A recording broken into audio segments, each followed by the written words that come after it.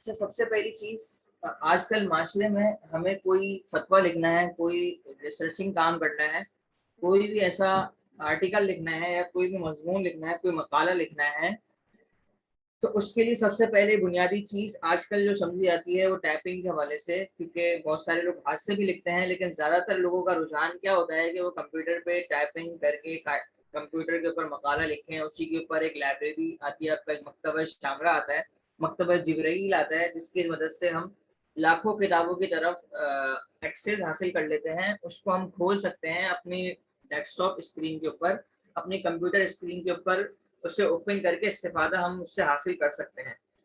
तो आजकल जो बड़ी बड़ी मदारिस हैं और जो बड़ी बड़ी लाइब्रेरियां बना रहे हैं, वो सारी लाइब्रेरियां किसके अंदर बना रहे हैं? वो सब कंप्यूटर के अंदर बना रहे हैं, वो सब कंप्यूटराइज कर रहे हैं उसे, वो सब उसे वेबसाइट के ऊपर लेके जा रहे हैं, बहुत सारे लोग सॉफ्टवेयर बना रहे हैं। तो ये सब चीज़ें हमारी कंप्यूटर की मदद से ही ऑपरेट की जा सकती हैं, कंप्यूटर की मदद से ही चलाई जा सकती हैं। मिसाल के तौर पे हमें कोई फतवा लिखना है, तो हम उसे एक अच्छी राइटिंग में अच्छे हवालों के साथ कंप्यूटर पे टाइप करके अपने प्रिंट निकाल के या उसको पीडीएफ फाइल सेंड कर सकते हैं। इसी तरीके से बहुत सारे कामों में हमारा ये कंप्यूटर इस्तेमाल हो रहा होता है, जिसकी मदद से हम कंप्यूटर को इस्तेमाल करके अपने दीन के काम को यहाँ पे आगे बढ़ा रहे होते हैं। तो इसलिए हमारे दावा वाल इरशाद के अंदर बहुत ही अहम ज़रूरत है, बहुत ही अहम मतलब हमने सारी नज़रियाती जंग के हवाले से हमने बात सीख ली, इसी तरीके से तारीख के हवाले से हमने बात सीख ली, और भी मज़ामीन जो कि हमने पढ़ लिए। अब हमने उसके लिए सोशल मीडिया के ऊपर पोस्टें करनी है, इसलिए कि ये भी एक आजकल के दौर की ज़रूरत है। इसके लिए हम कोई ब्लॉग्स लिख सकते हैं, इसके लिए हम कोई मकाले लिख सकते हैं, इसके लिए हम किताबी शक्ल अख्तियार कर सकते हैं। अपने जो भी हमारा मवाद हमने इसके ऊपर रिसर्च की है, जहाँ से भी रिसर्च की है, वो चाहे किताबों से की हो, चाहे वो कंप्यूटर की लाइब्रेरी से की हो, तो ये सब चीज़ें हमारे आजकल की बहुत ज़्यादा ज़रूरत बन गई हैं। उलमाए कराम को आजकल इसकी शुद्ध बुद्ध ना होने की वजह से थोड़ा सा हिचकिचाहट होती है, थोड़ा सा पीछे रहते हैं। तो क्यों ना हम उलमाए कराम जो आज आलिम बन चुके हैं, तो क्यों ना इस मैदान में भी हम अपना क्या कहते हैं लोहा मनवाएं, और हम जो है इस मैदान के अंदर भी पीछे ना रहें। हमें भी इसको ऑपरेट करना आता हो, हमें भी इसको चलाना आता हो, हमें किसी को वो लेटर लिखना है, किसी को खत लिखना है, वो हम आसानी से लिख सकें।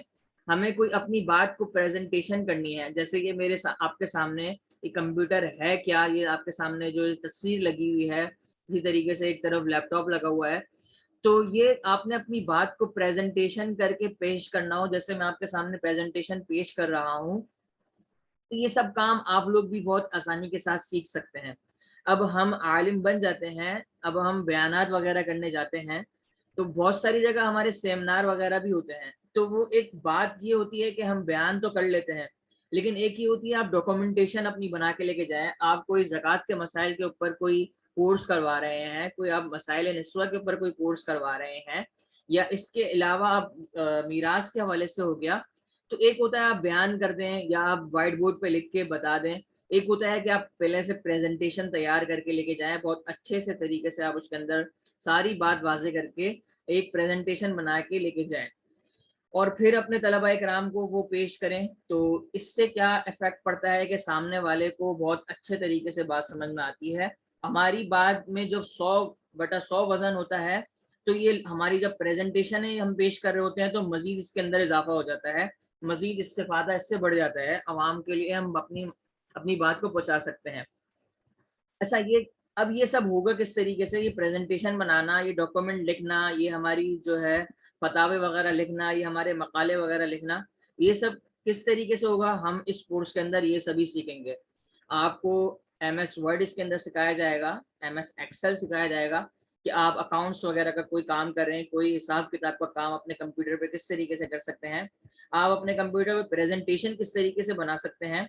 और इसके अलावा मज़ीद ब्राउज़र को अगर हमने इस्तेमाल करना है, तो हमारा जीमेल अकाउंट किस तरीके से ऑपरेट किया जाता है, उसमें क्या क्या बातें हमने मद्देनज़र रखनी चाहिए, ब्राउज़र के अंदर हमने सर्च करना है ब्राउज़र होता क्या है, किस तरीके से इंस्टॉलेशन होती है, सॉफ्टवेयर इंस्टॉलेशन किस तरीके से होती है। तो ये सारी चीज़ें हमारे इस कोर्स का हिस्सा होंगी इंशाअल्लाह उल अज़ीज़।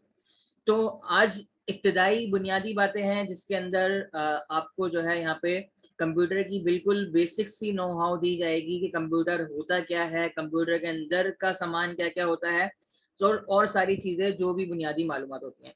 अच्छा, मुझे यहाँ पे आपसे ये कंफर्म करना है कि आप में से कंप्यूटर किस किस को चलाना आता है और किस किस को नहीं आता। इसमें कोई ऐसी वो बात नहीं है, सब सीखने वाले हैं। यहाँ पे आपको इस लेवल तक सिखाया जाएगा कि आप खुद कंप्यूटर चलाना सीख सकें, आप खुद अपने कंप्यूटर को खुद ऑपरेट कर सकें, कोई भी मसले मसाइल हैं वो आप खुद हल कर सकें, कोई सॉफ्टवेयर आपने करना है वो आप सॉफ्टवेयर कर सकें। तो ये कंप्यूटर एक बहुत ही क्या कहते हैं, बुनियादी चीज़ होती है। तो आप मुझे चैट में, आप मुझे डायरेक्टली भी मैसेज करके बता सकते हैं कि आपको कंप्यूटर चलाना कितने हद तक आता है और कितने हद तक क्या कहते हैं, अगर नहीं आता तो भी मसला नहीं है, हम यहाँ पे इसकी यहाँ पे ये बात शुरू करते हैं इंशाल्लाह फिर। तो मुझे मैसेज में लिख के बता दीजिएगा। यहाँ पे नीचे एक मैसेज का ऑप्शन है, चैट लिखा हुआ है उसके ऊपर। जब आप अपनी स्क्रीन के ऊपर एक मरतबा टच करेंगे तो आपके नीचे बॉक्स ओपन हो जाएगा, उसके अंदर देखिए आपके पास चैट का ऑप्शन होगा। तो आप चैट के ऑप्शन से मुझे बता सकते हैं, या फिर मैं यहाँ पे एक काम ये करता हूँ कि जब आपसे कोई सवाल करना हो तो यहाँ पे आपका जो है वो कर देता हूँ, माइक वो ओपन कर देता हूँ। अब आप लोग यहाँ पे मुझे बोल के बता सकते हैं। तो मुझे बताइएगा ज़रा, यहाँ पे आप लोगों के कितनी नो हाउ है कंप्यूटर के हवाले से। आपका माइक मैंने यहाँ पे ओपन कर दिया है। हाँ जी, सब लोग हाजिर हैं यहाँ पे मेंटली तौर पर। जी जनाब, मेरी आवाज़ आ रही है?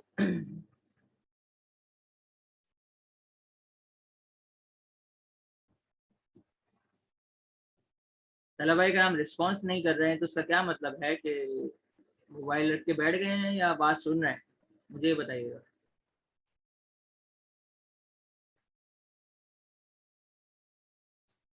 हाँ जी, आपको मैं अनम्यूट करता हूँ, आप सबको। तो यहाँ पे मुझे बताइएगा ज़रा, नीचे जी ऑप्शन उस्ताद जी, आपके। थोड़ा बहुत आता है उस्ताद जी। सही हो गया, ठीक है। और बाकी यहाँ पे आप जो है जी जवाब। उस्ताद जी, अस्सलाम वालेकुम जी। वालेकुम सलाम, कैसे हैं आप? मोहम्मद ठीक ठाक शाहिद हैं? अरसद। जी जी। जी आपकी आवाज़ के इंटरनेट का थोड़ा मसला चल रहा है, मेरे पास आवाज़ सही से नहीं आ रही। मोहम्मद शाहिद जी, थोड़ा बहुत आता है अच्छा, सही हो गया, ठीक हो गया, ठीक हो गया। ठीक है, अब यहाँ उस्ताद पे जी, बात थोड़ा बहुत शुरू। आता है। समझ गया, ठीक हो गया, ठीक हो गया। अच्छा जी, अब कंप्यूटर है क्या, ये सारी बातें कर ली हमने। अच्छा, बुनियादी तौर पे कंप्यूटर हमारे काम को आसान बनाने के लिए हम हमारे पास बनाया गया था। सबसे पहले जो कंप्यूटर बनाया गया वो हिसाब किताब के लिए बनाया गया था, जिसकी तस्वीर भी मैं आपको आगे यहाँ पे दिखाऊंगा। अभी आपके सामने आगे चल के यहाँ पे एक तस्वीर भी आएगी। तो दुनिया का पहला कंप्यूटर आपको यहाँ पे नजर आ रहा है। और आजकल हमारे पास छोटे सा मोबाइल है, छोटा सा लैपटॉप है, छोटा सा आपकी स्क्रीन के ऊपर सारा काम हो रहा है। लेकिन जब पहला कंप्यूटर बनाया गया था तो उसे एक बड़े कमरे के अंदर बनाया गया था। ये पूरा बड़ा कमरा आपको जो दिखाई दे रहा है, इसकी मदद के जरिए पहला कंप्यूटर चलाया जाता था और एक बड़ी टीम यहाँ पे बैठती थी। ये बड़ी टीम इसको ऑपरेट करती थी कि इसके अंदर आपका जो है 12-15 बंदों की एक टीम होती थी जो उसको मेंटेन करती थी कि कहीं कोई तार शॉर्टेज ना हो जाए, कहीं कहीं कोई और मसला ना हो जाए। तो एक बड़ी टीम इसको ऑपरेट कर रही होती थी। तो आजकल ये छोटा होते होते हमारे सामने, हमारे लैपटॉप की शक्ल में, हमारे मोबाइल की शक्ल में, हमारे पीसी की शक्ल में यहाँ पे हमारे पास आ गया है। तो बेसिकली ये हिसाब किताब के लिए बनाया गया। फिर इसके अंदर जिद्दत आती गई और जिद्दत इतनी आ गई कि अब इसके अंदर आप अपनी वीडियो एडिट करने का काम कर सकते हैं, फोटो एडिट का काम कर सकते हैं, इसी तरीके से कुछ सॉफ्टवेयर बना सकते हैं। इसकी मदद से और मजीद सॉफ्टवेयर भी बना सकते हैं। इसकी मदद से आप वेबसाइट डिज़ाइन कर सकते हैं, वेबसाइट होस्ट कर सकते हैं, और इसकी मदद से आप जो है या ग्राफिक्स का काम कर सकते हैं, अकाउंट्स का काम कर सकते हैं। तो ऐसे बहुत सारे, अब सबसे हम मदारिस वाले खुद देख लें कि हम क्या काम कर सकते हैं। हम इसके अंदर लाइब्रेरी से इस्तेफादा हासिल कर सकते हैं, लाइब्रेरी के सॉफ्टवेयर इंस्टॉल कर सकते हैं। इसके साथ साथ हम इसके अंदर अपनी बहुत सारी काम ऐसे हैं जो अभी हम आगे जाके सीखेंगे MS वर्ड हो गया, एक्सेल वगैरह, इसके अंदर जब हम सीखेंगे तो आपको खुद आइडिया होगा कि हम इसके अंदर क्या क्या काम कर सकते हैं।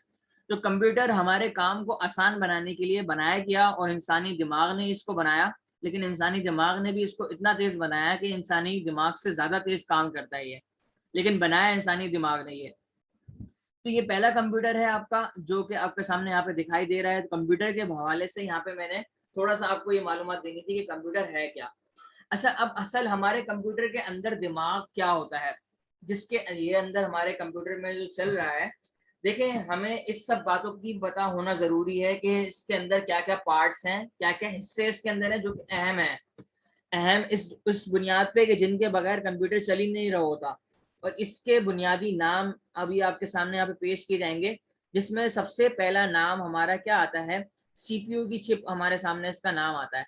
तो CPU चिप क्या होती है, हमारे कंप्यूटर का एक दिमाग होता है। जैसे इंसानी एक दिमाग होता है, वैसे कंप्यूटर का भी एक दिमाग होता है, जिसके अंदर इसके सारे फंक्शन इसको पता होते हैं, इसको सारे तरीके कार पता होते हैं जो कि इसके अंदर रखे जाते हैं। तो ये जो ऑपरेट कर रहा होता है हमारा दिमाग कंप्यूटर का, तो ये एक छोटी सी चिप है जो आपको यहाँ पे स्क्रीन के ऊपर नजर आ रही है। ये हर आपके कंप्यूटर में, आपके लैपटॉप में ये लाजमी होती है। अगर ये खराब हो जाए तो आपका सिस्टम पूरा खराब हो जाता है। अब CPU के अंदर आपको मैं दिखाऊंगा कि बहुत सारे CPU आते हैं, मतलब जो पुराने दौर से आते आते जो अपडेट्स होती गई, तो अभी जो है i11 तक आ गया है। आप अगर मार्केट में सर्वे करें, किसी लैपटॉप खरीदने जाएं या कंप्यूटर खरीदने जाएं, तो सबसे पहले वो आपसे ये पूछता है कि आपको कौन सी जनरेशन का चाहिए, उसके यानी कि उसका दिमाग कौन सा चाहिए, कितना अच्छा दिमाग चाहिए आपको उसका, आपको CPU उसका कौन सा चाहिए। तो आपके पास बहुत सारे ऑप्शन होते हैं। i3 का एक ऑप्शन है, ये i की एक सीरीज है जो कि एक क्या कहते हैं, कंप्यूटर के दिमाग की एक सीरीज के तौर पे आप समझ सकते हैं कि एक सिलसिला है, समझे। ये इसके अंदर अपडेट होती गई, i3 आया, i5 आया, i7 आया, i8 आया, i9 आया, i11 तक आ गया है। तो अभी i11 से ऊपर भी का भी मौजूद है। तो बेसिकली आपको ये बात समझने की जरूरत है कि CPU हमारे कंप्यूटर का क्या होता है, दिमाग होता है। अगर हम कहीं पे भी जाएं और इसका लैपटॉप में भी हम कभी भी इसकी खरीदारी करें, तो ये बात जरूर देख लें कि इसके अंदर इस्तेमाल क्या हो रहा है, इसके अंदर दिमाग कौन सा इस्तेमाल हो रहा है, और इसको चेक किस तरीके से किया जाता है वो भी मैं आपको बताऊंगा अभी आगे जाके। तो आपको यहाँ पे ये समझने की जरूरत है कि ये दिमाग के तौर पे आपके कंप्यूटर में काम करता है। अच्छा, आगे हम बढ़ते हैं। एक और यहाँ पे एक और चीज आपको यहाँ पे बताऊंगा मैं, कि आपके कंप्यूटर में एक चिप होती है जिसे हम कहते हैं रैम, RAM, रैम। रैम का भी यहाँ पे बहुत बुनियादी काम ये होता है कि ये दिमाग को चलाने में मदद देती है। दिमाग को चलाने में मदद किस तरीके से देती है, आपको इसको इस तरीके से समझना चाहिए कि आपको फ़िक़्ह के ऊपर कोई किताबें बहुत सारी पढ़नी है, आपको एक मसले की तहकीक करनी है। फ़िक़्ह के मसाइल के अंदर कोई एक नमाज का मसला है जो कि मुख्तलिफ भी है, और बहुत सारी किताबों में आपको फ़िक़्ह मालिकिया में भी जाना है, फ़िक़्ह शाफ़िया में भी जाना है। बहुत सारी आपको जो है, आप जो एक लाइब्रेरी में बैठे हुए हैं, एक कुतुब खाने में आप बैठे हुए हैं। तो होता ये है कि अगर आप एक किताब को उठाएं और अपनी जगह पे आके बैठ के पढ़ें, आपको नहीं मिला, तो आप क्या करेंगे, दोबारा दूसरी किताब की तरफ जाएंगे, दोबारा लाइब्रेरी के अंदर तलाश करेंगे कि इस टॉपिक से मुतालिक, इस मजमून से मुतालिक और कौन कौन सी किताबें हैं। तो ये आप देख रहे होंगे। तो अब होगा क्या कि आपको एक किताब में नहीं मिला, आप दोबारा उठ के गए, उसमें भी नहीं मिला, फिर आप दोबारा उठ के गए कि आपने तीसरी किताब उठाई, फिर जगह पे आके बैठे, फिर पढ़ा आपने, उसमें भी नहीं मिला। इस तरीके से आप मल्टीपल टाइम उठ उठ के जा रहे हैं, बार बार किताब लेकर आ रहे हैं। तो आप एक मर्तबा क्या करते हैं कि आप एक ही मजमून के ऊपर जहां आपका मसला है, आपने एक ही मर्तबा रिसर्च कर ली, एक ही मर्तबा सारा आपने तहकीक कर ली कि ये किताबें ऐसी हैं जिसके अंदर मुझे अपना मजमून मिल जाएगा, और अपनी लाइब्रेरी के अपनी जो है जगह के ऊपर आकर बैठ गए और सारी किताबें अपनी डेस्क के ऊपर रख ली। अब एक किताब आप खोलते हैं जल्दी से, फौरन से मसला अगर आपको नहीं मिलता, आप दूसरी किताब की तरफ चले जाते हैं, तीसरी किताब की तरफ। तो आपके कंप्यूटर के अंदर भी यही लॉजिक अप्लाई हो रहा होता है, यही काम कंप्यूटर के अंदर भी अप्लाई हो रहा होता है। ये जो हमारा चल के जाना, बीच में हमारा टाइम का लगना, तो इसमें हमारा नुकसान ये हो रहा होता है कि हमें थोड़ा सा तवज्जो बढ़ रही होती है, या हमें बार बार चलने की कोफ्त हो रही होती है, या हमें थोड़ी सी मुश्किल, या तो हमारी तहकीक होगी, हम जो है किसी और, दिमाग जो है हमारा किसी और काम में लग जाएगा। तो कंप्यूटर के अंदर भी आपका रैम यही काम करती है। आपका CPU अगर अच्छा दिमाग है लेकिन दिमाग के अंदर इतनी सारी चीजें हैं, इतने सारे फंक्शन हैं कि अगर हम उसे बार बार, अगर हम उसके दरमियान में रैम का ये वास्ता ना रखें तो हम बार बार उसको शुरू से काम करना पड़ेगा, शुरू से उस फंक्शन को ओपन करना पड़ेगा, तो इससे आपका सीपीयू खराब हो जाएगा, आपका सीपीयू नहीं चल पाएगा। तो रैम क्या काम करती है कि आपने कोई डॉक्यूमेंट्स ओपन किया, कोई भी इमेज देखी, कोई वीडियो देखी, कोई ब्राउजर ओपन किया, कुछ सर्च किया, कोई लिखा, कुछ भी टाइप किया, या कोई और क्लिक किया, कहीं किसी कैलकुलेटर को ओपन किया या किसी और भी काम को ओपन किया, तो ये रैम क्या काम करती है कि उसे टेम्परेरी तौर पे अपने पास सेव कर लेती है। जब तक आपका लैपटॉप बंद नहीं होता तो ये अपने पास सेव रखती है कि हाँ भाई आपने थोड़ी देर पहले ये काम किया था, थोड़ी देर पहले आपने ये चीज खोली थी। तो आप जब उसे दोबारा ओपन करते हैं तो दोबारा आपको दिमाग से सोचने की जरूरत नहीं पड़ती, कंप्यूटर के दिमाग से सोचने की जरूरत नहीं पड़ती, डायरेक्टली रैम के अंदर सेव होता है कि ये फौरन आपके सामने खुल के आ जाता है। तो ये आपके जो फंक्शन काम कर रहे होते हैं, फौरन फौरन आपको जो आउटपुट मिल रहा होता है। तो आप एक बात यहाँ पे ये नोट करेंगे कि आप पहली मरतबा कोई चीज ओपन करते हैं तो उसमें थोड़ा सा टाइम लगता है। जैसे आप कंप्यूटर ओपन करते हैं तो उसके अंदर टाइम लगता है, थोड़ा सा विंडो आपके सामने थोड़ी सी लोडिंग लेकर आती है, थोड़ा सा आपके पास टाइम बनाती है। उसके बाद जब आपके सामने मरतबा ओपन हो जाती है तो फिर वो देर नहीं लगाती, फिर आपके सामने फोल्डर फौरन फौरन ओपन हो रहे होते हैं, सारा काम आपके पास फौरन फौरन ओपन हो रहा होता है। वो क्या होता है कि दिमाग ने कंप्यूटर स्टार्ट तो किया, उसके बाद वो अपने सारी उसने फाइलें चलानी शुरू करी और उसे टेम्परेरी तौर पर रैम में सेव करना शुरू कर दिया। तो इस तरीके से आपका रैम यहाँ पे काम करती है। सीपीयू आपका, मैंने आपको बताया इसी तरीके से रैम का आपको बताया। अब यहाँ पे एक होती है हार्ड ड्राइव, एक और चीज है हमारे कंप्यूटर के अंदर जो कि बुनियादी समझी जाती है, तो वो भी मैं आपके सामने यहाँ पे शेयर करूंगा। अक्सर कंप्यूटर में आपको इस तरीके से दिखेगा, अगर आप अपने कंप्यूटर का सीपीयू का अगर आप बोर्ड यहाँ पे ओपन करें तो आपको इस तरीके से एक डिवाइस यहाँ पे नजर आएगी, एक ड्राइव आपको यहाँ पे नजर आएगी जिसे हम क्या कहते हैं, हार्ड ड्राइव। अच्छा देखिए, दिमाग को सारी चीजें पता है, रैम को ये पता है कि मैंने टेम्परेरी तौर पे सेव करना है, लेकिन जो हमारा डेटा है, जो सारी हमारी फाइल्स हैं, वो कहाँ जाके रखी जाती हैं, वो किस जगह पे स्टोर की जाती हैं, तो वो ये आपके सामने हार्ड ड्राइव की शक्ल में इस तरीके से आपको नजर आ रही है। हार्ड ड्राइव बेसिकली एक पुराना वर्जन है, यानी कि जो कि बहुत ज्यादा इस्तेमाल किया गया और जो है 2015 तक भी इस्तेमाल किया जाता रहा, या इससे पहले तक भी इस्तेमाल किया जाता रहा।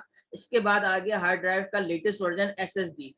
अब हमारे कंप्यूटर की वैल्यू किस चीज के ऊपर होती है, एसएसडी के ऊपर होती है। एसएसडी भी आपकी एक ड्राइव है जो कि एक लेटेस्ट ड्राइव है। तो हम कंप्यूटर के अंदर जाते हैं तो तीन चार चीजें हमें देखने की जरूरत है। सब ये जो मैंने आपके सामने हार्ड ड्राइव दिखाई, सबसे पहले आप ये पूछ रहे हैं कि हार्ड ड्राइव कितनी है। आप कहीं भी जाएं या किसी भी कंप्यूटर के अंदर तो सबसे पहले आप क्या बोलते हैं, हार्ड ड्राइव कितनी है, रैम कितनी है, और सीपीयू कौन सा है, यानी कि आपका प्रोसेसर कौन सा है इसके अंदर। इसको आप प्रोसेसर भी कह सकते हैं, यानी कि इसका दिमाग कैसा है, इसको चलाने वाले की एबिलिटी कितनी है, यानी कि इसके अंदर ताकत कितनी है। तो ये तीन चीजें आप जो है अक्सर देख रहे होते हैं, प्रोसेसर, रैम और हार्ड ड्राइव। अब हार्ड ड्राइव आपकी 200 जीबी की भी आती है, 250 जीबी की भी आती है, 500 जीबी की भी आती है, 1000 जीबी की भी आती है, और 80 जीबी के भी कंप्यूटर होते हैं। तो ये आपकी अपनी ज़रूरत के मुताबिक होता है। तो हर एक की ज़रूरत अलग होती है, किसी ने बहुत ज़्यादा सॉफ्टवेयर इस्तेमाल करने होते हैं तो वो अपनी हार्ड ड्राइव इस्तेमाल कर रहा होता है, ज़्यादा 1000 जीबी की भी इस्तेमाल कर रहा होता है। तो बेसिकली हार्ड ड्राइव हमारी क्यों इस्तेमाल की जाती है, ये इसलिए इस्तेमाल की जाती है ताकि हम अपने डेटा को उसके अंदर स्टोर करवा सकें, हमारा डेटा इसके अंदर आके सेव हो सके। तो आपके जैसे मोबाइल के अंदर आप फाइल मैनेजर के अंदर ओपन करते हैं तो आपको अपनी सारी फाइल्स नजर आ जाती हैं, व्हाट्सएप का एक अलग फोल्डर बना हुआ होता है, फेसबुक डाउनलोड्स का एक अलग फोल्डर बना हुआ होता है, डॉक्यूमेंट्स का अलग फोल्डर बना हुआ होता है, जिसको आप ओपन करते हैं तो आपके सामने आपकी मतलूबा फाइल जो आपने डाउनलोड की होती हैं या तस्वीरें खींची होती हैं वो सारी आपको यहाँ पे शो हो जाती हैं। तो सेम टू सेम ऐसे ही कंप्यूटर के अंदर भी होता है कि हार्ड ड्राइव इस्तेमाल की जाती है। तो ये बातें आपको यहाँ पे समझ आ रही हैं तो मुझे यहाँ पे बताइएगा, यहाँ पे आपका माइक यहाँ पे ओपन है। तो ये बातें आपको क्लियर हो रही हैं। तीन चीजें आपने हमेशा देखनी है कंप्यूटर के अंदर, हार्ड ड्राइव, रैम और सीपीयू, प्रोसेसर जिसको आप कह सकते हैं। ठीक हो गया, यहाँ तक सब मेरे साथ चल रहे हैं। आप अगर इसको नोट करना चाहें तो आप इसको नोट भी कर सकते हैं। तो इसका एक मुख्तसर सा मैं आपसे जायजा भी ले लूंगा, और जायजा इस तौर पे लूंगा कि आपसे गूगल फॉर्म की मदद से आपको एक टेस्ट दिया जाएगा, मुख्तसर सा टेस्ट होगा कि कौन सी चीज़ क्यों इस्तेमाल की जाती है। तो आपको सिर्फ उसके अंदर चेक बॉक्स के ऊपर एक टिक लगाना होगा या आपसे कुछ हम लिखवा लेंगे तो इससे योगा के ज़हनी मशक भी आपकी चलती रहेगी। तो ये एक आपका हर क्लास के बाद जब मैं इसको सेट करके दूंगा आपको, तो आप उसके अंदर सबमिट करवाएंगे, तो आपको उसी टाइम रिजल्ट भी आ जाएगा कि आपने जो है सही आंसर दिया या गलत आंसर दिया। गलत आंसर देने पे आपने घबराना नहीं है, कोई परेशान नहीं होना। हमारी मालूमात में कमी हो सकती है, कोई मसले की बात नहीं है, हम मालूमात सीखने ही तो आए हैं, तो हम अपनी मालूमात यहाँ पे बढ़ाने ही आए हैं। तो गलतियां कर करके अभी हम अपनी दरसगाह के अंदर गलतियां कर लेंगे, तो ज्यादा अच्छा है कि हम बाहर जाके गलतियां करें, कि हमें बाहर कोई हम हमें कुछ कंप्यूटर की नो हाउ ही ना हो, कुछ शुद्ध बुद्ध ही ना हो। हम कंप्यूटर चला तो रहे हैं लेकिन हमें पता ही ना हो कि उसके बैकएंड पे काम हो रहा है किस तरीके से है, होता क्या है, क्या आपका काम कर रहा होता है।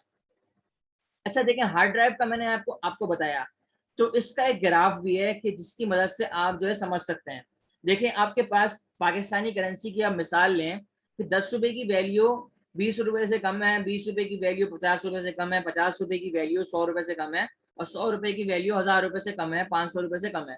इसी तरीके से 5000 तक जाके ये एक वैल्यू बनती है कि नोटों के अंदर तरतीब होती है। तो आपकी हार्ड ड्राइव के अंदर भी डेटा इस तरीके से स्टोर होता है। आपके सामने मैं यहाँ पे शेयर करता हूँ स्क्रीन, तो आपको यहाँ पे नजर आ रहा है सबसे कम आपका जो है एक केबी बाइट होता है, उसके बाद केबी आपको नजर आता है। ये आप अक्सर आपको अभी मैं भी फाइल के अंदर दिखाऊंगा, अपने लैपटॉप स्क्रीन के ऊपर लेके जाऊंगा, तब मैं आपको केबी एमबी जीबी का फर्क यहाँ पे समझाऊंगा कि आपको पता कैसे चलेगा। अच्छा, ये पूरा एक पूरा ग्राफ है, यानी कि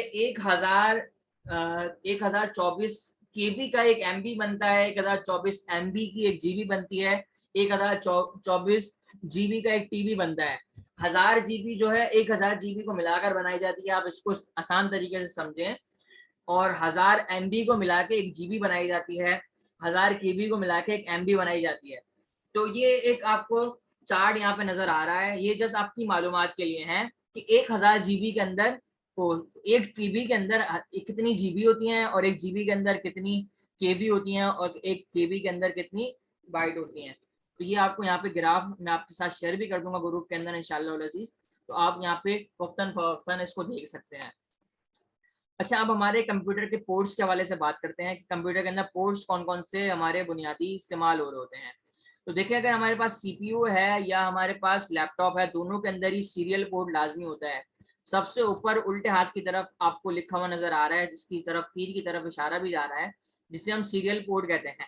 सीरियल पोर्ट हमारा बेसिकली काम क्या करता है कि हमारे सिस्टम के अंदर जो सारे फंक्शन इंस्टॉल हुए हुए हैं उसको हमारी डेस्कटॉप स्क्रीन के ऊपर ला के दिखाना कि वो दिख रहा किस तरीके का है, जिसके लिए हम एलसीडी का इस्तेमाल कर रहे होते हैं, स्क्रीन का इस्तेमाल कर रहे होते हैं। पहले ज़माने में हम मॉनिटर का इस्तेमाल करते थे, एक मोटा सा एक बड़े से पुराने टीवी के तरह का एक स्क्रीन होती थी, जिसके अंदर हम एक केबल लगाते थे और उसको जो है अपने सीपीयू से कनेक्ट कर रहे होते थे। तो वो सारा काम आपका सीरियल पोर्ट से हो रहा होता है। इसी तरीके से आपकी डिस्प्ले पोर्ट है, HDMI पोर्ट है, जिसके लिए आप जो है अपने कैमरा वगैरह के DVR वगैरह को अपने कंप्यूटर से अटैच कर सकते हैं, और जो है अपने प्रोजेक्टर वगैरह को अटैच कर सकते हैं। अच्छा, एक होती है हमारी USB पोर्ट, उल्टे हाथ पे दूसरे नंबर पे USB पोर्ट आपको यहाँ पे दिख रही है। ये तो आपके चार्जर्स के अंदर भी होती है, आपका मोबाइल चार्जर होता है, आप उसकी अपनी अपनी केबल को अलग कर सकते होते हैं अपने एडोप्टर से। तो सेम टू सेम आपकी जो है डिवाइसेस इस तरीके की आती हैं। अब उन डिवाइसेस के अंदर आपका मेमोरी कार्ड रीडर आ गया, एक्सटर्नल माउस आ गया, एक्सटर्नल कीबोर्ड आ गया, या और भी हमारे पास माइक इस तरीके के आ गए हैं जिसके अंदर USB केबल लगी हुई होती है। और या हम अपने मोबाइल को चार्ज करना चाहते हैं अपने कंप्यूटर की मदद से, या अपने कंप्यूटर में अपने मोबाइल का डेटा लेना चाहते हैं डेटा केबल की मदद से, तो वो सारी पोर्ट आपकी इस जगह पे लग रही होती हैं। अच्छा, आप देखें यहाँ पे USB पोर्ट जो मैंने उल्टे हाथ में बताया था, अब सीधा हाथ में बिल्कुल आखिरी वाले पॉइंट के ऊपर आए, इंटरनेट पोर्ट आपका लिखा हुआ है। तो ये जो इस तरीके का साइन बना हुआ है, तो बेसिकली आपका इंटरनेट का कनेक्टर, आपके जो तार होता है वो इस जगह पे आके लगता है। अच्छा, सबसे आखिर में उल्टे हाथ की तरफ आपको पावर बटन नजर आ रहा है, आपके कंप्यूटर को बिजली पहुंचाने वाली जो पोर्ट है वो आपको यहाँ पे नजर आ रही है, ये इस पोर्ट के अंदर आपने इस्तेमाल करना है। अच्छा, आपको लैपटॉप स्क्रीन के साइड में भी यही चीजें मिल जाएंगी, आपको जो है इंटरनेट का ये मिल जाएगा, इस तरीके से HDMI मिल जाएगी, USB पोर्ट मिल जाएगा, मेमोरी कार्ड रीडर आपको मिल जाएगा, माइक का, फोन का, ये सारी चीजें आपको यहाँ पे मिल जाएंगी। अच्छा, ये बातें आपको यहाँ पे समझ में आ गई, तो अब हम चलते हैं अपनी कंप्यूटर की स्क्रीन के ऊपर। ये बेसिक बुनियादी बातें आपको यहाँ पे क्लियर हो गई। ये तो मुझे यहाँ पे बताइएगा। ये मैंने इस इब्तिदाई बातें आपको थोड़ा सा समझाने की कोशिश की थी कि यहाँ पे आपको ये बातें समझ में आ जाए। तो बताइएगा मुझे यहाँ पे ज़रा, सबको समझ आ गई है यहाँ पे ये इब्तिदाई बातें जो हमने यहाँ पे की, प्रोसेसर का, रैम का और इसी तरीके से हार्डवेयर का, और पोर्ट्स मैंने थोड़े से बताया आपको। तो आपकी आवाज़ यहाँ पे आप बता सकते हैं या मैसेज में भी आप यहाँ पे बता सकते हैं। ये सारी चीज़ें आपको समझने की ज़रूरत है। अच्छा, ये मैं आपके सामने आपको ये शो कर रहा हूँ। अब मैं आपको यहाँ पे हाईलाइट करके सारी चीज़ें बताऊँगा। हाईलाइट करने का मकसद क्या होता है कि आपको थोड़ा-सा वाज़ेह तौर पे समझ में आए। अच्छा, ये स्क्रीन आपके सामने, पहले तो मैं ये स्क्रीन आपके सामने हाईलाइट करूँगा, ये जो एरिया है, ये पूरा एरिया जिसके अंदर मेरी तस्वीर लगी हुई है यहाँ पे, और जो है मेरे सामने यहाँ पे फ़ोल्डर भी मुझे नज़र आएँगे, अभी मैंने हाइड कर दिए हैं। तो ये पूरी स्क्रीन मेरी क्या कहलाती है? डेस्कटॉप कहलाता है। इससे हम कहते हैं डेस्कटॉप स्क्रीन। डेस्कटॉप स्क्रीन हमारी डेस्कटॉप आप इस तरीके से कहते हैं जैसे टेबल होती है, टेबल के ऊपर सारा सामान आपका रखा हुआ होता है, जो भी आपको चाहिए होता है। तो कंप्यूटर की टेबल भी आपके सामने ये हैगी। विंडोज़ जब आपके सामने ओपन होती है, अच्छा विंडोज़ को विंडोज़ क्यों कहते हैं? विंडोज़ क्या होती है और ये क्या है? आपके कंप्यूटर में झाँकने का ज़रिया, आपके कंप्यूटर में जो नज़र नहीं आ रही चीज़ें, उनको देखने का ज़रिया विंडोज़ होती है। एक सॉफ्टवेयर है, माइक्रोसॉफ्ट की तरफ से बनाया गया है। माइक्रोसॉफ्ट एक कंपनी है जो कि कंप्यूटर वगैरह के काम को ऑपरेट कर रही होती है।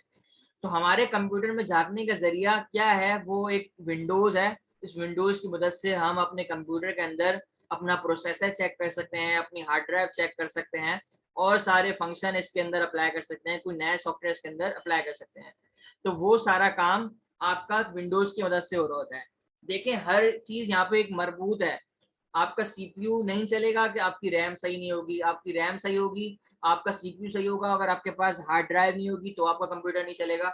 आपके पास ये तीनों चीज़ें होंगी लेकिन आपकी विंडोज़ इंस्टॉल नहीं हुई होगी, तो सीपीयू चलने का कोई फ़ायदा ही नहीं होगा। वो चलेगा भी तो कोई आपको नज़र नहीं आएगा कि वो है क्या।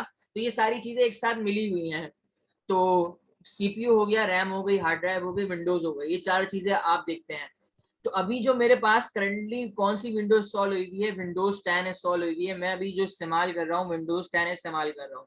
इसका पुराने वर्ज़न जो है पीछे वो आ चुके हैं, विंडोज़ 98 है, विंडोज़ एक्सपी है, विंडोज़ 7 आई, फिर विंडोज़ 8 आई, फिर विस्टा आई, फिर जाके विंडोज़ जो है अभी विंडोज़ 10 आ गई है, और अब अभी सुनने में आ रहा है कि विंडोज़ 11 भी आ गई है, लेकिन उसका इतना वो नहीं है। तो आजकल जो ज़्यादा इस्तेमाल की जा रही है, जिसकी माइक्रोसॉफ्ट भी जिसकी अपडेट हमें दे रहा है, यानी इसके जो है हमें मज़ीद इसके अंदर बेहतरी लेकर आ रहा है, वो विंडोज़ 10 है। विंडोज़ 10 हम अक्सर इस्तेमाल कर होते हैं। अभी भी पुराने कंप्यूटर्स के अंदर जो ज़्यादा रैम नहीं रखते और ज़्यादा इसके अंदर वो नहीं होता, तो वो विंडोज़ 7 को इस्तेमाल कर रहे होते हैं। लेकिन विंडोज़ 7 थोड़ा पुराना हो गया, अब जो है विंडोज़ 10 का ज़माना है, तो विंडोज़ 10 हम इस्तेमाल कर रहे होते हैं। ये एक बेसिकली फंक्शन है जो कि हमारे जो चीज़ें नज़र नहीं आती उनको देखने का ज़रिया है। तो विंडोज़ का आपको यहाँ पे समझ में आ गया। तो एक डेस्कटॉप स्क्रीन का मैंने आपको बताया, और नीचे मैं आपको यहाँ पे बताता हूँ कि ये क्या है। हमारे कंप्यूटर के अंदर सबसे बुनियादी चीज़ ये टास्क बार है, जो मैंने अभी आपको हाईलाइट करके दिखाई। यही हमारे सारे कामों को यहाँ पे अंजाम दे रही होती है। यहाँ पे मैं आपको हाईलाइट कर रहा हूँ। यहीं से ही आप कंप्यूटर को बंद कर रहे होते हैं, रीस्टार्ट कर रहे होते हैं, स्लीप कर रहे होते हैं, यहीं से आप फंक्शन को ओपन कर रहे होते हैं। इसकी मदद से कोने में जो आपका बटन यहाँ पे नज़र आ रहा है। यहाँ पे अब अगर आप आ जाएँ तो यहाँ पे भी देखें बुनियादी काम क्या-क्या हो रहे हैं। आपको तारीख यहाँ पे नज़र आ रही है। आप अपने कंप्यूटर की लैंग्वेज यहाँ से चेंज कर सकते हैं। आप अपने कंप्यूटर की ऑडियो, यानी कि जो आप स्पीकर होता है जिसकी मदद से आप कोई वीडियो चलाते हैं, कोई ऑडियो चलाते हैं, इसकी आवाज़ आती है, वो आप यहाँ से मेंटेन कर सकते हैं। इसी तरीके से वाई-फाई का ऑप्शन आपको यहाँ पे मिल जाता है, इंटरनेट का। अगर आपने लैपटॉप इस्तेमाल कर रहे हैं तो आपको बैटरी का आपको यहाँ पे पता लग जाता है। आपने माइक यहाँ पे ओपन किया हुआ है, ये आपको बता देता है। तो बुनियादी चीज़ आपकी टास्क बार होती है जिसके अंदर टास्क सारे ओपन हुए होते हैं।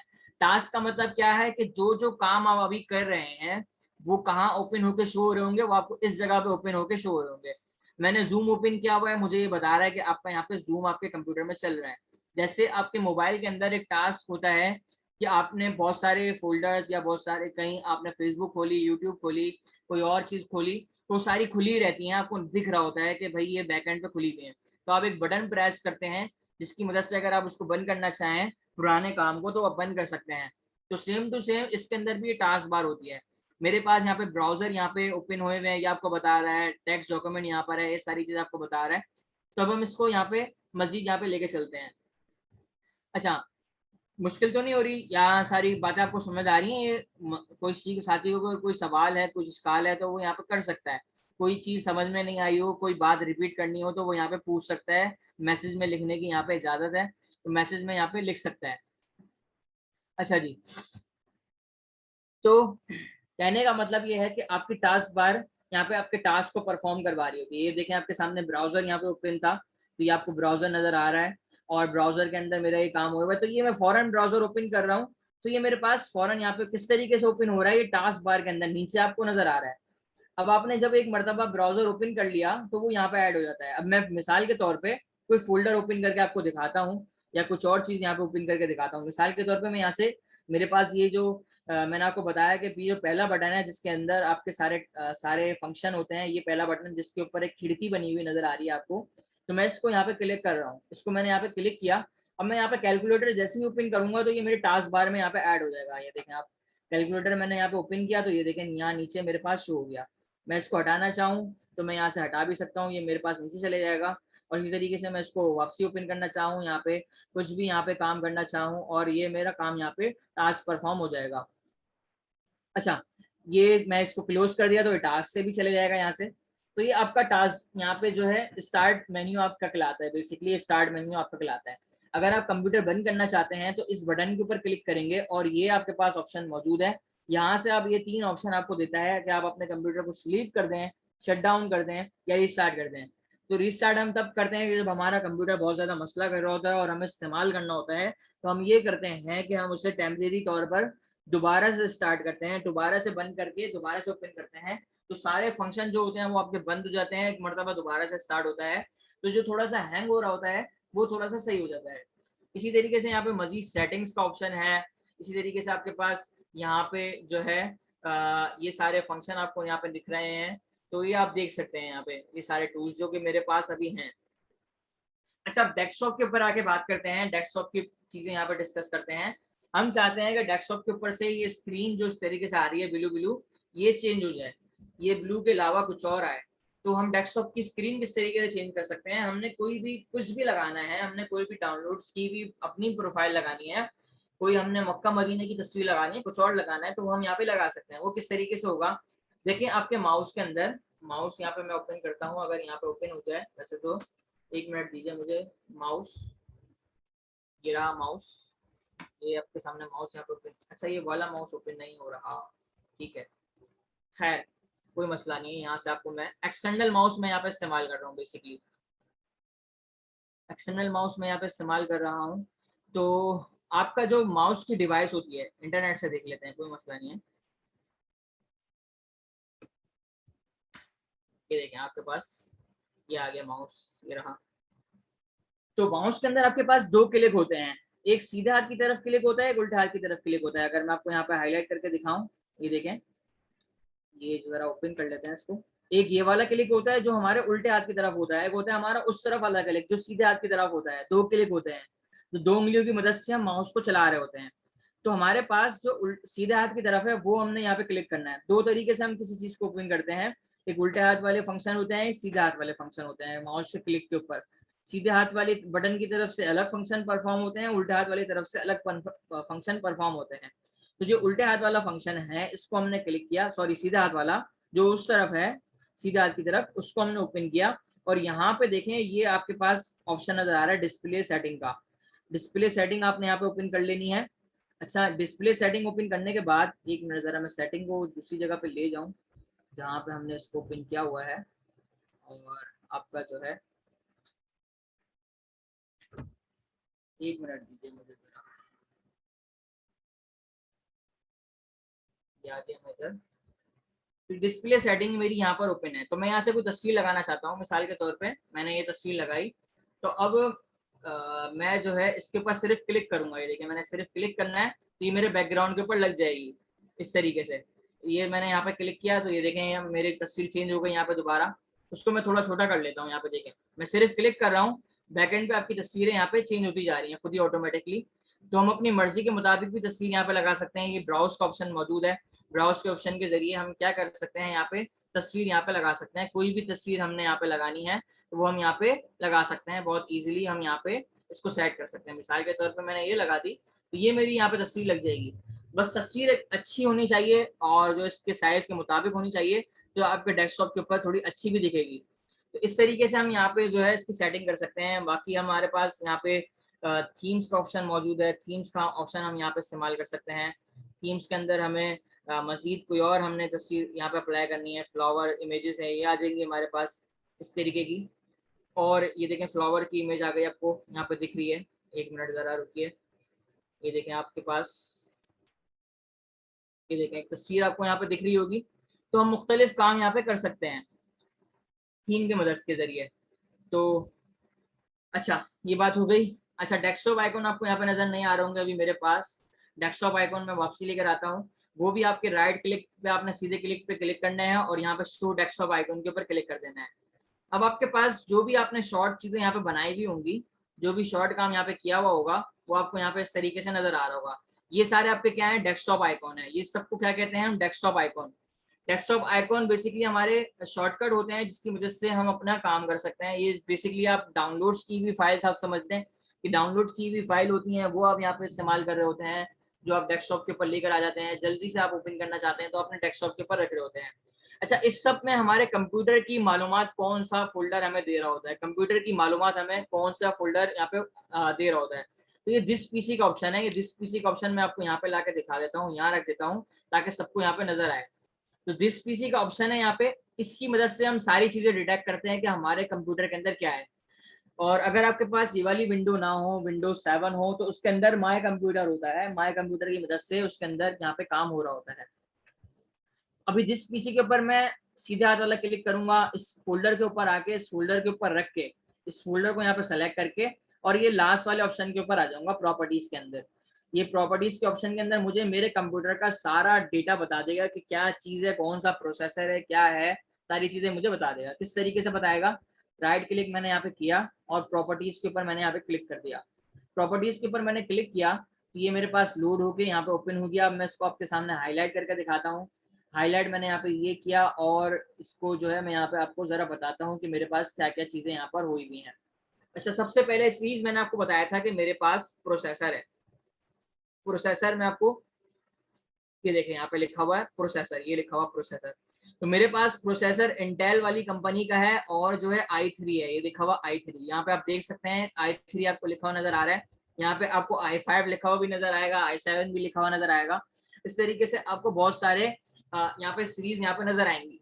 तो अगर कंप्यूटर आप खरीदने जाते हैं और आपसे कोई बंदा कहता है i5 है या क्या है, वो आपको बताता है कि i7 है, तो आप उसको दिस पीसी के ऑप्शन के ऊपर राइट क्लिक करके प्रॉपर्टीज में आके चेक कर सकते हैं कि वाकई ये जो बंदा कह रहा है ये i5 का सीपीयू है या नहीं है, कौन सा सीपीयू है। तो यहाँ पे सीपीयू और ये जो प्रोसेसर आपको यहाँ पे दिख रहा है, तो ये आपका ऑप्शन आपको यहाँ पे नजर आ जाएगा।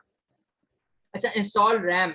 रैम का मैंने आपको बताया था कि रैंडम मेमोरी होती है जो कि टेम्परेरी तौर पे यहाँ पे सेव कर रही होती है। ये आपको यहाँ पे टिक मार करके दिखा रहा हूँ। 8 GB की मैंने रैम यूज की हुई है। तो नॉर्मल मतलब 4 GB आपकी अच्छी होती है, जो चलने में मतलब बुनियादी कंप्यूटर चलाने में मतलब मुश्किल नहीं होती। 2 GB आपकी अगर रैम है तो ये कम होती है। तो कम से कम आपको 4 GB वाले कंप्यूटर का इंतखाब करना चाहिए जिसके अंदर कंप्यूटर कम से कम 4 GB रैम तो हो। लेकिन क्योंकि मेरे पास काम ज्यादा है, मैं जो है ज्यादा चीज इस्तेमाल कर रहा होता हूँ, तो मैंने इसकी रैम बढ़वाई हुई है। मैंने यहाँ पे इस्तेमाल के लिए इसके अंदर इजाफा करवाया हुआ है। अच्छा, इसी तरीके से मेरे पास यहाँ पे जो है विंडोज कौन सी यूज हो रही है, तो ये मुझे बता देता है विंडोज 10। यहाँ पे देखें आपके सामने लिखा हुआ नजर आ रहा है। सिस्टम टाइप आपको यहाँ पे 64 बिट यहाँ पे नजर आ रही है, देखें सिस्टम टाइप ये लिखी हुई। तो सिस्टम टाइप भी हम देख रहे होते हैं, विंडोज भी हम यहाँ पे चेक कर सकते हैं, विंडोज इंस्टॉल कब हुई थी वो भी हम देख सकते हैं, और इसी तरीके से और कोई वर्जन है वो यहाँ पे नजर आ रहा है। जो पूरी डिटेल है आपके कंप्यूटर की वो आपको यहाँ पे दे रहा होता है, सारी स्पेसिफिकेशन जो है वो यहाँ पे आपको दे रहा होता है। तो आप यहाँ से प्रोसेसर चेक कर सकते हैं, रैम चेक कर सकते हैं, सिस्टम टाइप आपकी 64 बिट होनी चाहिए।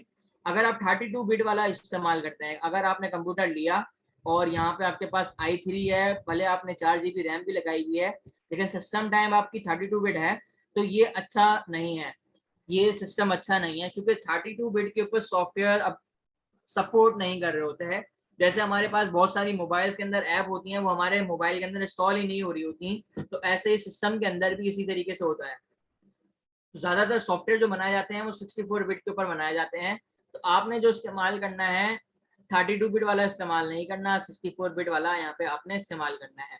अच्छा जी, ये बात आपको यहाँ पे क्लियर हो गई। तो यहाँ पे मजीद आगे बढ़ते हैं, हमारे कंप्यूटर के अंदर हार्ड ड्राइव कितनी है वो यहाँ पे चेक कर लेते हैं। हार्ड ड्राइव किस तरीके से पता लगेगी, ये दिस पीसी का ऑप्शन है यहाँ पे, इसको आपने यहाँ पे ओपन कर लेना है। इसको यहाँ पे ओपन करने के बाद अब यहाँ पे आप देखें हार्ड ड्राइव, जो मैंने आपको तस्वीर दिखाई थी हार्ड ड्राइव की, तो वो यहाँ पर आ गई। मेरे पास यहाँ पे 100 GB है, इसके अंदर 200 GB है, ये मैंने पार्टीशन बनाया हुआ है, इसके अंदर 200 GB है, तो 500 GB तो मेरी सिर्फ इन 3 के अंदर हो गई, और इसके अलावा मेरे पास 100 GB और है। टोटल मेरे पास तकरीबन 650 GB के करीब यहाँ पे स्पेस है कि मैं जो है इसके अंदर इस्तेमाल कर सकता हूँ। अपने कंप्यूटर के अंदर 650 GB तक का डेटा मेरे कंप्यूटर के अंदर आ सकता है। तो आपका जो मेन आपकी जो मेन फाइल्स हैं, जो मेन फाइल्स जो कंप्यूटर की फाइल्स सेव हो रही होती हैं, हर कंप्यूटर के अंदर इस फोल्डर के अंदर सेव हो रही होती हैं। सी का फोल्डर हर किसी के अंदर होता है, इसके अंदर हम ज्यादा सॉफ्टवेयर वगैरह, ज्यादा फाइलें या इमेजेस वगैरह डाउनलोड नहीं कर रहे होते हैं, क्योंकि पूरा सिस्टम जो इंस्टॉल हुआ होता है सिर्फ इस सी ड्राइव के अंदर इंस्टॉल हुआ होता है। अगर हमारे कंप्यूटर के अंदर कोई खराबी आती है और हमने कोई डेटा इसके अंदर रखा हुआ है, तो इसके अंदर विंडोज की फाइल होती है। इसको अगर मैं आपके सामने ओपन करके दिखाऊं तो यहाँ पे सारी विंडोज की फाइल्स होती हैं। तो आपकी विंडोज यहाँ पे चल रही होती है, आपकी प्रोग्राम फाइल होती हैं। तो अगर आप अपना डेटा भी यहाँ पे स्टोर करना शुरू कर देंगे तो इससे नुकसान ये होगा कि अगर आपकी यहाँ पे मेमोरी बढ़ गई और मेमोरी ज्यादा हो गई तो आपका सिस्टम बंद हो जाएगा, आपका सिस्टम करप्ट हो जाएगा, सिस्टम उड़ जाएगा। तो आप कोशिश ये करेंगे कि सी में कम से कम डेटा रखें। तो यहाँ पे मैंने 100 GB अलग से सिर्फ सिस्टम के इंस्टॉलेशन के लिए बनाई है, बाकी 500 GB मैंने अपने डेटा के लिए इस्तेमाल करने के लिए यहाँ पर रखी है। बाकी के अंदर भी मेरा डेटा मौजूद है, ई के अंदर है, इसी तरीके से मेरे पास जो है यहाँ पे एफ के अंदर है, जी के अंदर है, तो मुख्तलिफ मेरे पास यहाँ पे डेटा यहाँ पे मौजूद है। तो आपको ये बात यहाँ पे बुनियादी समझ में आ गई कि सी के अंदर आपने यहाँ पे काम नहीं करना, सी के अंदर ज्यादा आपने फाइलें इंस्टॉल नहीं करनी, ज्यादा फाइलें इसके अंदर नहीं रखनी। तो आपने क्या करना है, जो आपके पास दीगर फोल्डर है, यहाँ पे मिसाल के तौर पे जी का फोल्डर हो गया यहाँ पे, इसी तरीके से यहाँ पे एफ का फोल्डर हो गया यहाँ पे, तो मुख्तलिफ फोल्डर्स आपने इसके अंदर यहाँ पे काम करना है। ये ओपन कैसे होगा, यहाँ पे आपके पास जो है यहाँ पे दिस पीसी का ऑप्शन मौजूद है, आप इसके ऊपर राइट क्लिक करेंगे सीधे हाथ वाला और ओपन के ऊपर क्लिक करेंगे, ये आपके पास यहाँ पे ओपन होकर आ जाएगा। आपका डेटा आपको पता लग जाएगा कि आपका डेटा है कहाँ पर। तो ये हमारी बुनियादी बातें थी आज की। इंशाल्लाह हम मजीद इसके अंदर नेक्स्ट क्लास के अंदर डिस्कस करेंगे ब्राउजर का इस्तेमाल कैसे होता है, हम अपने कंप्यूटर के अंदर MS वर्ड वगैरह किस तरीके से सॉल्व कर सकते हैं। ये MS मैं आपको यहाँ पे दिखाता हूँ, मेरे सिस्टम के अंदर सॉल्व हुआ है। तो ये मैं आपको बताऊंगा, MS वर्ड हो गया, MS एक्सेल हो गया, इस तरीके से पावर पॉइंट हो गई, इसके ऊपर हम स्लाइड वगैरह बनाते हैं। ये सिस्टम किस तरीके से इंस्टॉल करते हैं, ब्राउजर किस तरीके से इंस्टॉल करते हैं, मीडिया प्लेयर है कोई, वो किस तरीके से अपने सिस्टम के अंदर लेकर आते हैं। तो ये सब चीज़ें हमारी चलती रहेंगी। अच्छा, फिर हमारे पास MS वर्ड के अंदर हम अपना जो है उर्दू किस तरीके से टाइप करते हैं, अपने सिस्टम में उर्दू किस तरीके से लेकर इंस्टॉल करते हैं, हमने कोई फतवा वगैरह लिखना है तो उसकी तरतीब क्या होगी, वो भी मैं आपको एक फाइल प्रोवाइड करूंगा जिसके अंदर आप बहुत आसानी के साथ उर्दू के जमील नूरी नस्तालिक हो गई या इस तरीके से जो फॉन्ट्स हो गए वो इस्तेमाल कर सकते हैं होंगे इंशाल्लाह जी। कोई लेटर बनाना है, आपसे लेटर बनवाएंगे इंशाल्लाह, और कोई CV आपकी तैयार करवाएंगे। आपने जो है CV अपनी बना के यहाँ पर रखनी है कि आपने आपकी एक्विलिटी जो है MA इस्लामियात के बराबर होती है, दौर हदीस की सनत MA इस्लामिक स्टडीज होता है। तो अपनी CV तैयार करके रखें कि आपके पास ये खूबियां हैं, आपने एक्स्ट्रा ये काम किया हुआ है, आपकी रिहाइश यहाँ पर है, आपका जो है एजुकेशनल ये है, आपका सारी चीजें आप उस CV के अंदर बनाते होते हैं। तो CV भी आपकी रेडी करवाई जाएगी इंशाल्लाह। ठीक हो गया। अब यहाँ तक किसी का कोई सवाल है तो वो यहाँ से मुझसे सवाल कर सकता है, तो मैं आपके यहाँ पे जवाब देने के लिए तैयार हूँ। मुझे यहाँ पे आप सवाल कर सकते हैं। अब्दुल राफे भाई यहाँ पे मौजूद हैं हमारे साथ।